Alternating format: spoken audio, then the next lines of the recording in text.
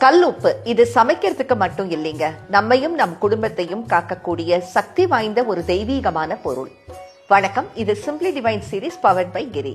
உங்க வீட்டோட 4 மூலையிலையும் ஒரு சின்ன கப்புல கல் உப்பை வச்சு பாருங்க. நெகட்டிவ் எனர்ஜி எல்லாத்தையும் அது அப்சார்ப் பண்ணிடும். எனக்கு அதிர்ஷ்டமே இல்லைன்னு புலம்புறீங்களா? ஒரு சின்ன பவுச்ல எப்போதும் கல் உப்பை போட்டு வச்சுக்கிட்டு நீங்க எங்க போறதுனாலும் எடுத்துக்கிட்டு போங்க. உங்களுடைய லக் எப்படி மாறுதுன்னு பாருங்க. வீட்டுல எப்போதும் வாக்குவாதங்களும் சண்டைகளும் நடந்துகிட்டே இருக்கா? உங்க வீட்டு தரைய துடைக்கும் போது தண்ணீரோட கல் உப்பை கலந்து போட்டு தொடச்சு பாருங்க.